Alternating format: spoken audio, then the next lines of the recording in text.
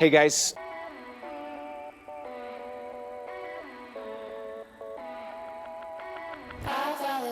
Welcome to the BMW Blog YouTube channel and welcome to Villa d'Este 2022. We're here with BMW M and of course with BMW Motorrad because there are quite a few exciting products. It's not just all about cars but also about motorcycles. And to learn more about the latest Motorrad motorcycle, I have here with me Ralf Rodepeter. He's the head of product management and marketing at BMW Motorrad. And he's going to tell us a little bit about the new BMW bike right here and then also some other products. Ralf, thanks for having me. So let's dive right in because we have a very, very cool motorcycle here. So tell me what this one is and what's special about it. Yeah, that is our M1000RR 50 years M version. Okay. So a couple of years ago, we launched our first M product on the motorcycle side, sure. So BMW Motorrad M in 2020. And this year, for the 50th anniversary, we have this special edition with us here. And we are very proud to present that and are having the start of communication here at the Concorso d'Eleganza Villa d'Este around Lake Como, yeah. Beautiful weather. Exactly. The best place to show the motorcycle. So let's start with the paint maybe. What's this paint all about? We call it Sao Paulo yellow, actually, even if this looks a little bit also greenish, let's say. So that is a special paint together with the 50 years M badge. Sure. And then you find a lot of carbon parts to make the bike even lighter. The competition package is in there, so a lot of carbon fiber in here, a lot of milled parts for the levers, for the footrest. The swing arm is a bit lighter than the serial one. We have an endurance chain that is much harder than the serial one. So here we are talking about a bike with 212 horsepower and less than 200 kilos. So we are talking about 190 kilos around. So that gets you really thrilling. So very, very performant. All right, so I know that this might not be the only bike that's coming in the future as a performance bike. Anything you can tease maybe?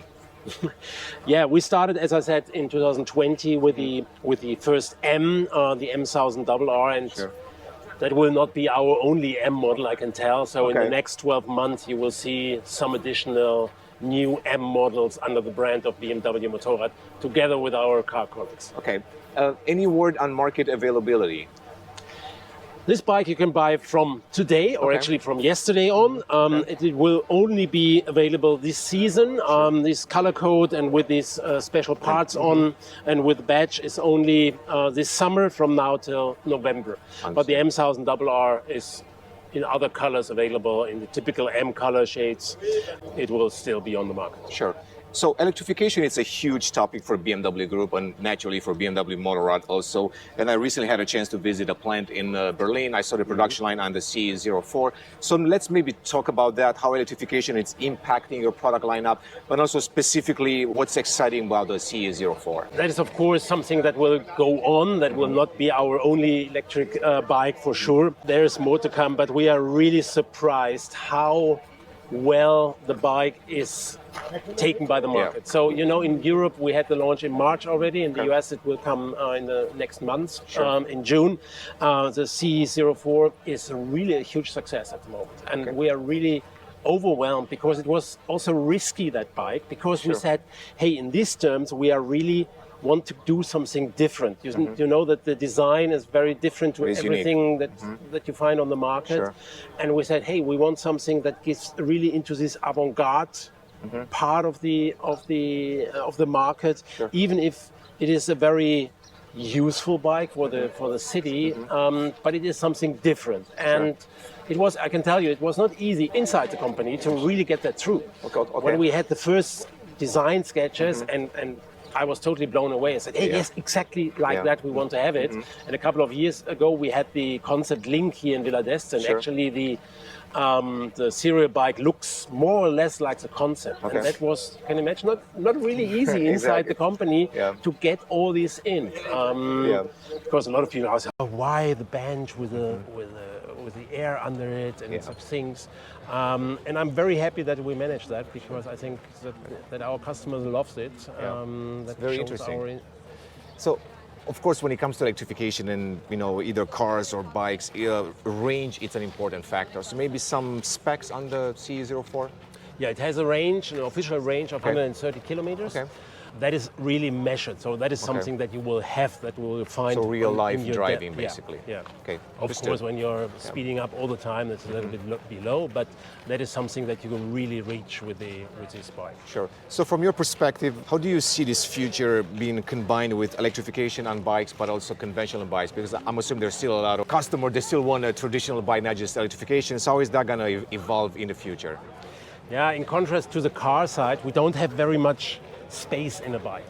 So there is not a lot of space for the batteries. Sure. That is the reason why we are behind the cars actually with the development. Not because we are not, we get of course all the technologies from our car colleagues, but it has to shrunk to get it really into the bike. And if we are talking about a Boxer GS, an R1250 GS, which the typical customer is using for very long distance traveling. It's the bike where you travel the world, and I think it will take a while until such a bike is with an electric engine.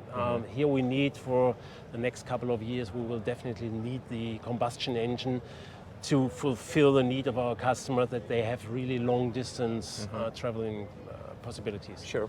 And with the pandemic happening the last few years, have you seen an increase in certain products within your lineup? Because I'm assuming more people wanting to kind of get out and maybe ride out in the open. Is there a particular model lineup or particular bike that kind of stood out as far as sales? Yes, actually everything that has to do with touring. Okay. We saw that very much nearly everywhere in the world, that the people could not spend their money for holidays or something because everything was closed down.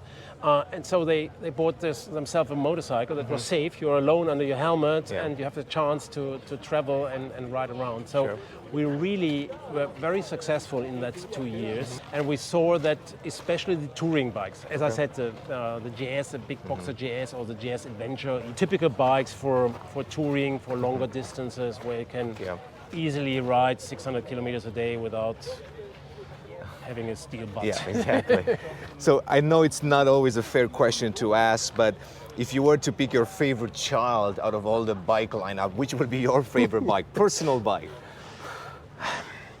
If you would have asked me 2 weeks ago, I would have said yes, the GS, of course, it's, because I'm riding since I don't know how many years GSs everywhere in the world, and I love that bike.